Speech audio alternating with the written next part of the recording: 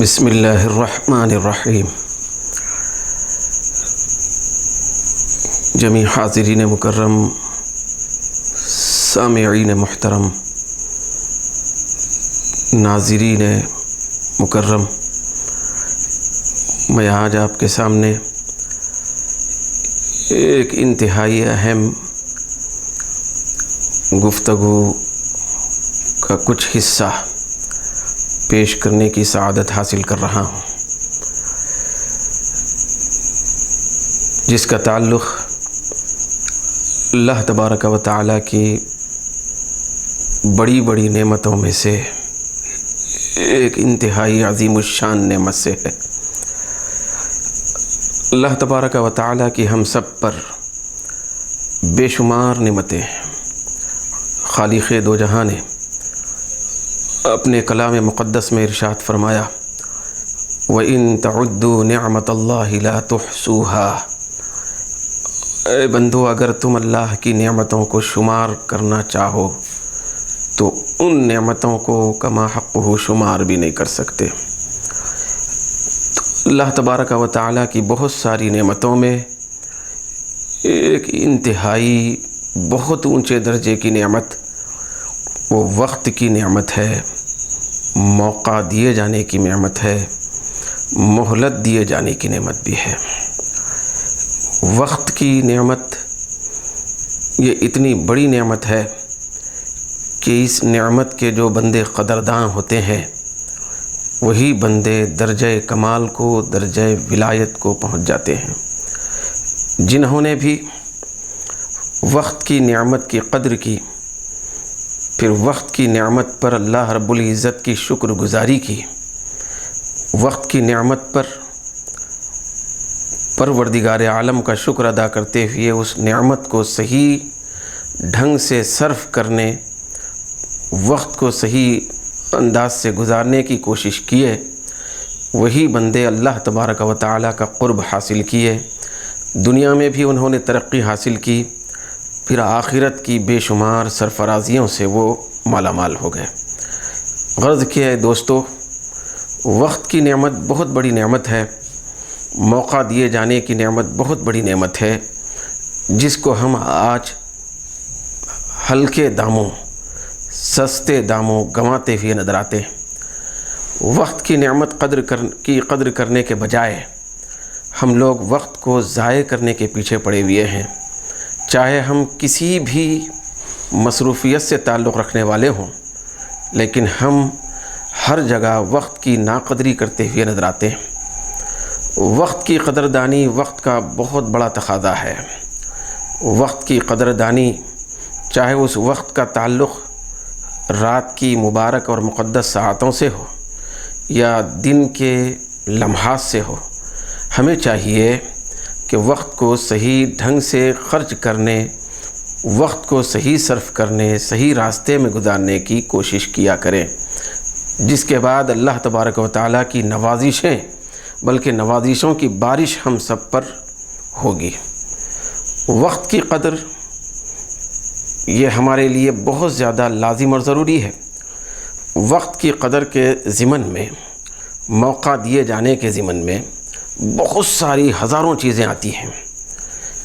کوئی آدمی علمی مشغلے میں مصروف ہے تو علم حاصل کرنے یا علم حاصل کرانے، ان دونوں میں بھی وقت کو ضائع کرنے کے بجائے وقت کو صحیح ڈھنگ سے خرچ کرنے کی کوشش بندے کو کرنی چاہیے۔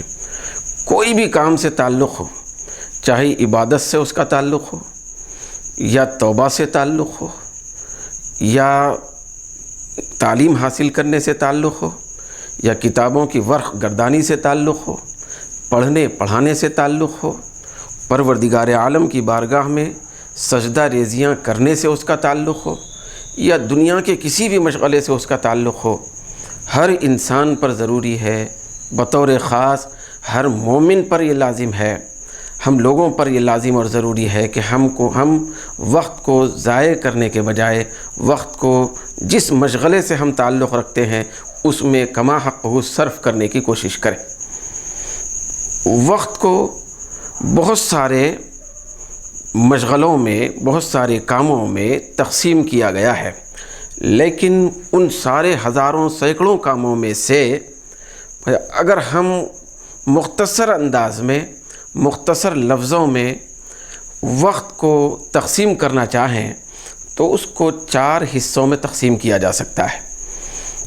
4 حصوں میں تقسیم کیے جانے میں سے پہلا جو وقت کو صرف کرنے اور خرچ کرنے کا حصہ ہے، وہ صحیح ڈھنگ سے صرف کرنے کے سلسلے میں جو ہم کو پابند کر لیا گیا ہے، وہ لمحات، وہ اوقات، وہ مواقع، وہ جوانی سے تعلق رکھتے ہیں۔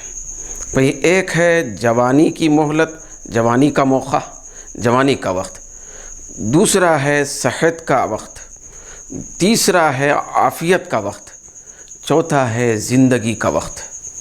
ہمیں چاہیے کہ ان چاروں کو اگر ہم صحیح ڈھنگ سے استعمال کرنے، چاروں زمروں میں بھی ہم وقت کو صحیح ڈھنگ سے خرچ کرنے کی کوشش کریں گے تو انشاءاللہ تبارک و تعالی ہم دنیا میں بھی کامیاب رہیں گے، پھر آخرت میں بھی نجات سے ہم ہمکنار ہو جائیں گے۔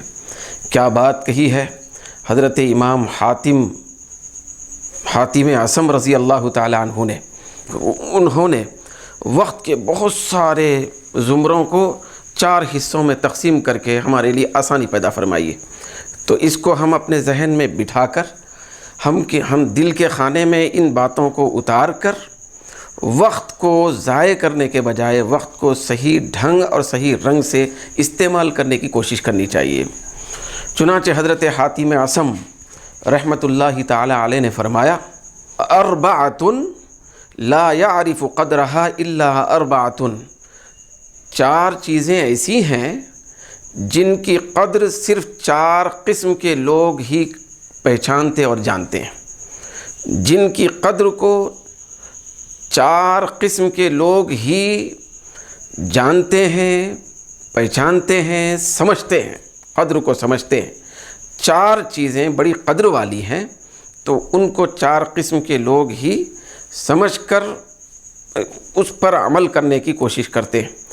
پہلا، حضرت حاتم اعصم رحمۃ اللہ علیہ نے ارشاد فرمایا، پہلی چیز ہے قدر الشباب لا يعرفه الا الشیوخ۔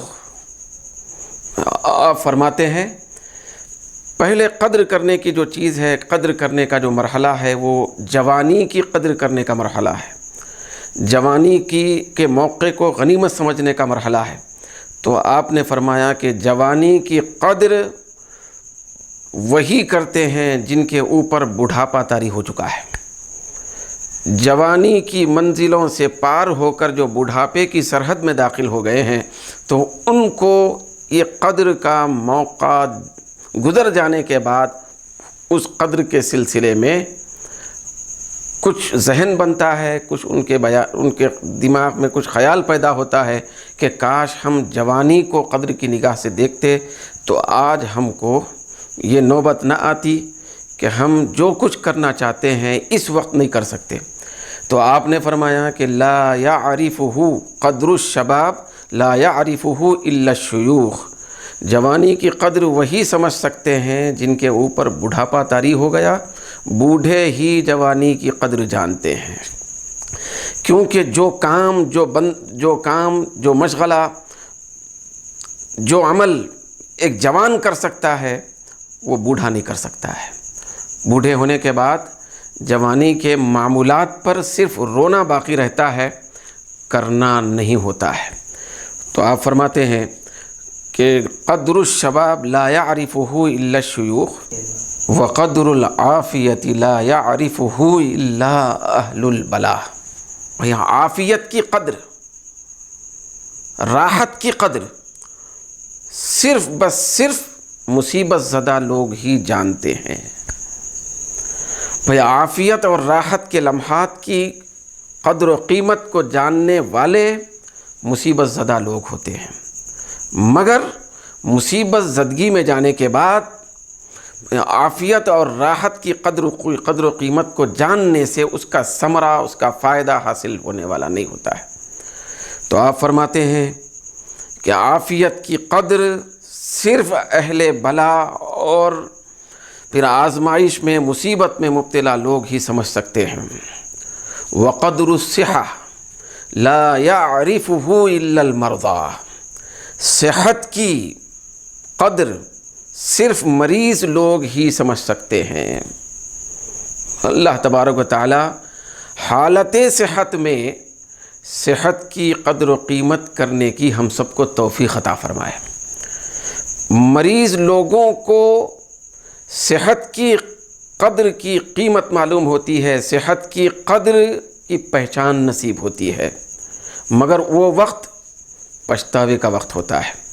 پھر آخر میں چوتھے نمبر پر حضرت حاتم اعصم رحمۃ اللہ علیہ نے فرمایا کہ وقدر الحیات لا يعرفہ الا الموتى، یہ آخری بات بہت زیادہ توجہ دینے کی بات ہے۔ حضرت حاتم اعصم رحمۃ اللہ علیہ فرماتے ہیں کہ زندگی کی قدر صرف مردے ہی سمجھ سکتے ہیں۔ زندگی میں اگر انسان کچھ کر کے نہیں مرا ہے، کچھ کیے بغیر یا کرنے میں کوتاہی انجام دیتے ہوئے وہ موت کو گلے لگایا ہے، کچھ کرنے کے بجائے، جد و جہد کرنے کے بجائے، مشقت اٹھانے کے بجائے، کچھ کام کرنے کے بجائے وہ دیگر بے کام، بے فائدہ، بغیر منفیت والے، پھر آخرت میں اور دنیا میں نقصان پہنچانے والے امور کو انجام دیتا رہا، جب وہ زندگی کی منزل سے گزر کر موت میں چلا جاتا ہے تو اس وقت زندگی کے وہ اوقات، زندگی کے وہ مواقع اس کے سمجھ میں آتے ہیں کہ زندگی کا موقع کتنا بڑا پیارا موقع تھا، میں نے اس کو گنوا دیا ہے۔ تو دوستو، یہی مختصر گفتگو جو حضرت حاتم اعصم رحمۃ اللہ علیہ کے حوالے سے بیان کرنے، پھر آپ سب کے سامنے رکھنے کی کوشش کی گئی ہے، تو اس گفتگو پر مجھے اور آپ کو کما حق ہو عمل پیرا ہونے کی اللہ تبارک و تعالی توفیق عطا فرمائے۔ ہمیں چاہیے کہ ان 4 چیزوں کو غنیمت سمجھیں، جوانی کو غنیمت سمجھیں، پھر عافیت اور راحت کو غنیمت سمجھیں، صحت کو غنیمت سمجھیں، زندگی کو غنیمت سمجھیں۔ زندگی بہت قیمتی نعمت کا نام ہے، زندگی بہت بڑی برکت کی چیز کا نام ہے، زندگی اللہ تبارک و تعالیٰ کی طرف سے دی ہوئی بہت بڑی رحمت کا نام ہے۔ ہمیں چاہیے کہ زمین میں جانے سے پہلے زمین پر زندگی کی قدر و قیمت کو جاننے کی کوشش کریں، پھر اس کی قدر کو، قیمت کو سمجھتے ہوئے اس دیے گئے موقع پر کما حق ہو عمل پیرا ہونے کی کوشش کریں۔ پروردگار عالم ہم سب کو ان 4 چیزوں کی قدر و قیمت سمجھنے، پھر سمجھ کر اچھے کام جو اللہ رب العزت نے ہم کو حکم دیے، پھر اللہ کے حبیب نے ہم کو بتائے، وہ اچھے کام، نیکیوں کے کام، تعلیم کے کام، پھر عبادت کے جو کام ہیں، پھر اللہ اس کے رسول کو راضی کرنے کے جو کام ہیں، تو ان کاموں کو اختیار کرنے کی کوشش کریں۔ اللہ تعالی ہم سب کے ساتھ خیر کا معاملہ فرمائے۔ وما علینا الا البلاغ۔